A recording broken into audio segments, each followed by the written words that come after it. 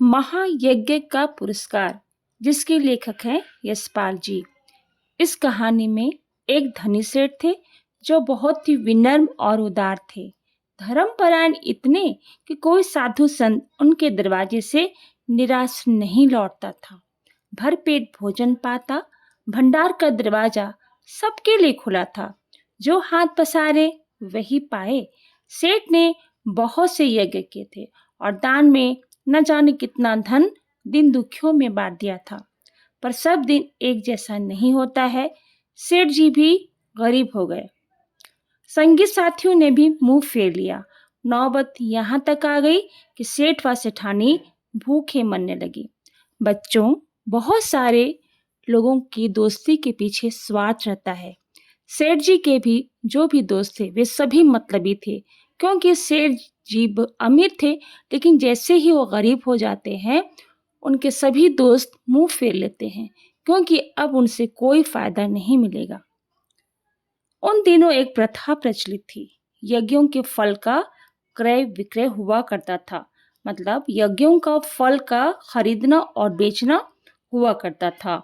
छोटा बड़ा जैसा यज्ञ होता उनके अनुसार उनको कीमत मिल जाता। जब बहुत तंगी हुई तो एक दिन सेठानी ने कहा, ना हो तो एक यज्ञ बेच डालो। सुनकर पहले सेठ बहुत दुखी हुए, पर बाद में अपनी तंगी का विचार कर एक यज्ञ बेचने के लिए तैयार हो गए।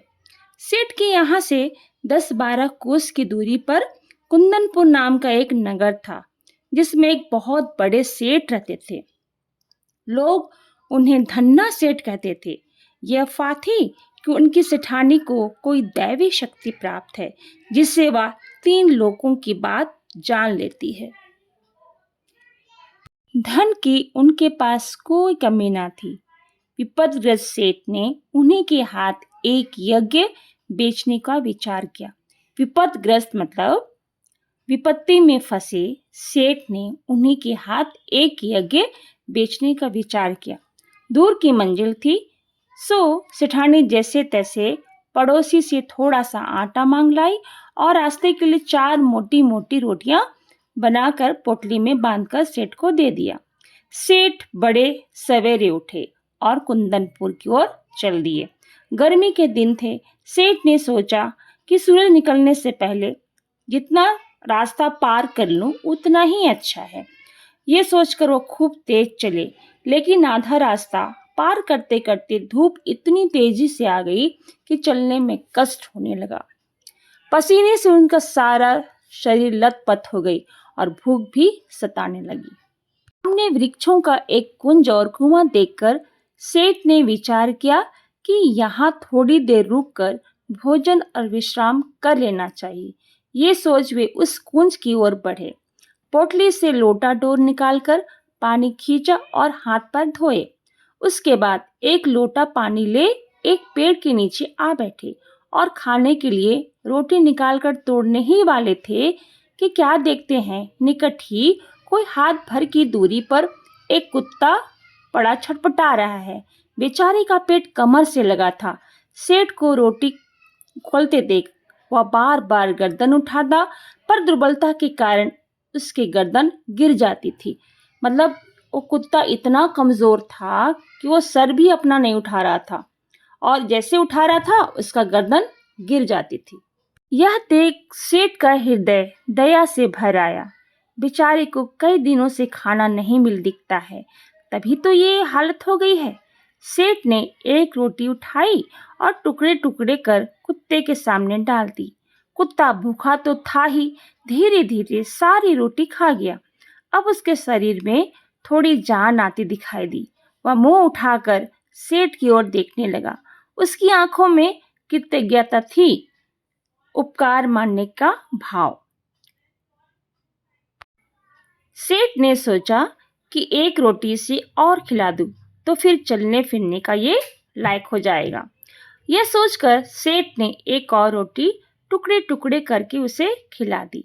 2 रोटियां खाने के बाद कुत्ते के शरीर में शक्ति आ गई और वह खिसकता खिसकता सेठ के नजदीक आ गया। सेठ ने देखा कि अभी वह अच्छी तरह चल नहीं पा रहा है। आसपास कोई बस्ती भी नहीं दिखाई दे रही थी। सेठ ने सोचा, एक रोटी से और दे दूं तो फिर ये अच्छी तरह चल फिर सकेगा। मेरा क्या है, जैसे 2 खाई वैसे एक, थोड़ी देर में कुंदनपुर पहुंच ही जाऊंगा। सेठ ने तीसरी रोटी उठाई और कुत्ते को खिला दी। अब एक रोटी बची, उसे लेकर वे स्वयं खाने ही वाले थे कि सेठ ने देखा कि कुत्ते की आंखें अब भी उनकी ओर जमी हैं। उन आंखों में करुण याचना थी, मतलब वो चाह रहा था कि वो रोटी भी उसे मिल जाए। सहसा सेठ के मुंह से निकला, हाय, बेचारा ना जाने कितने दिनों से भूखा है। उनके मन में आया, मेरा काम तो पानी से भी चल सकता है, इस बेचारे मूक और बेबस जीव को एक रोटी और मिल जाए तो फिर निश्चय ही इसमें इतनी ताकत आ जाएगी कि किसी बस्ती तक वो पहुंच सकेगा। मतलब बेचारे जो बोलने वाला नहीं है, वो बेबस जीव है, उसे एक रोटी और मिल जाए तो शायद इतनी ताकत उसमें आ जाएगी कि किसी बस्ती तक वो पहुंच सकेगा। सेठ ने अधिक सोच विचार नहीं किया और वह अंतिम रोटी भी कुत्ते को खिला दी। स्वयं एक लोटा जल पीकर तथा थोड़ा आराम करके अपना रास्ता पकड़ा। दिया जले सेठ कुंदनपुर पहुंचे, मतलब शाम होते ही सेठ कुंदनपुर पहुंचे। सेठ हवेली पर पहुंचे तो धन्ना सेठ ने उठकर उनका स्वागत किया। पूछा, कहो सेठ, कैसे आना हुआ? सेठ ने कहा, संकट में हूँ और एक यज्ञ आपके हाथ बेचने आया हूँ।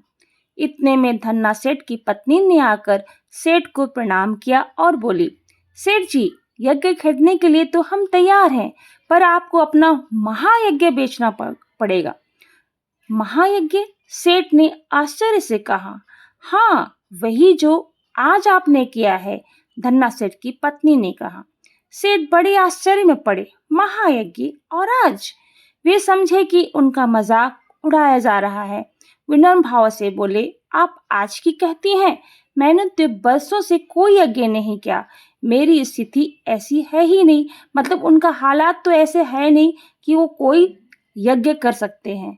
धन्ना सेठ की पत्नी ने गंभीर भाव से कहा, नहीं सेठ, आज आपने भारी यज्ञ किया है महाराज।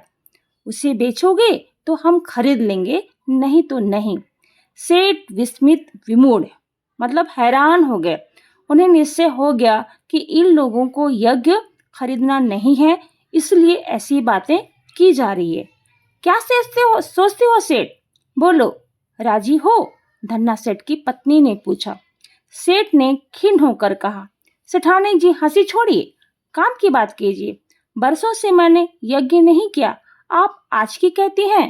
रानी ने समझाया कि आज रास्ते में स्वयं ना खाकर 4 रोटियां भूखे कुत्ते को खिला दी। ये महायज्ञ नहीं तो और क्या है? यज्ञ कमाने की इच्छा से धन दौलत लुटाकर किया गया यज्ञ सच्चा यज्ञ नहीं है। निस्वार्थ भाव से किया गया कर्म ही सच्चा महायज्ञ है। क्या आप इसे बेचने के लिए तैयार हैं? सेठ मानो आसमान से गिरे। भूखे को अन्न देना सभी का कर्तव्य है, उसमें यज्ञ जैसे क्या बात है? मतलब सेठ को लगा कि भूखे को खाना खिलाना ये तो सभी का फर्ज है, उसमें यज्ञ जैसे क्या बात है? क्या विचार है सेठ जी, यह यज्ञ बेचना है या नहीं? सेठानी ने पूछा। सेठ ने कोई जवाब नहीं दिया, चुपचाप पोटली उठाई और हवेली से बाहर चले आए हैं।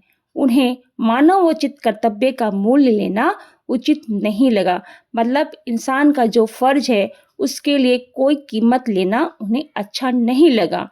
कुंदनपुर की धर्मशाला के चबूतरे पर भूखे पेट जैसे तैसे रात बिताकर सूर्योदय से पहले वहां से चलकर अगले दिन शाम को सेठ अपने घर पहुंचे।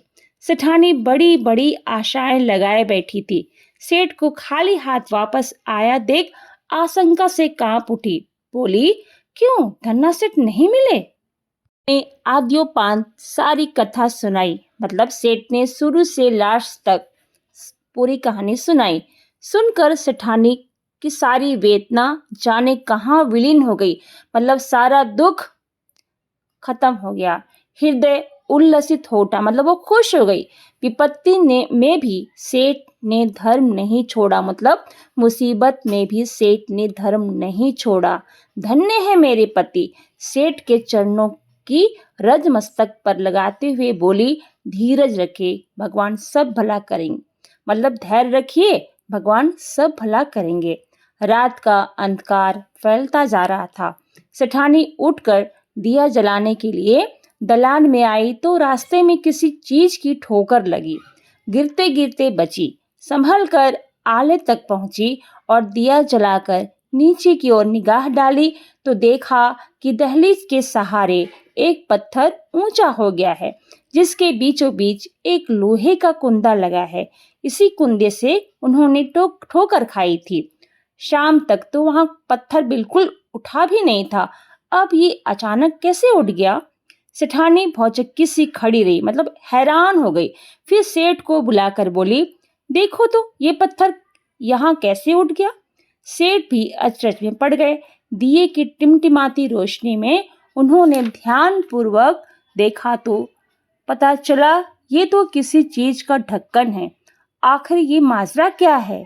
सेठ ने कुंदे को पकड़कर खींचा तो पत्थर उठाया और अंदर जाने के लिए सीढ़ियां निकल आई। सावधानी से सेठ और सेठानी दिया हाथ में लिए उतरे। कुछ सीढ़ियां उतरते ही इतना प्रकाश सामने आया, इतनी लाइट आई कि उनकी आंखें चौंधियाने लगी।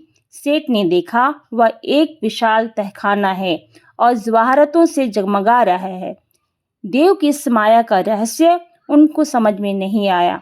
दोनों निस्तब्ध खड़े रहते, मतलब एकदम साइलेंट खड़े थे।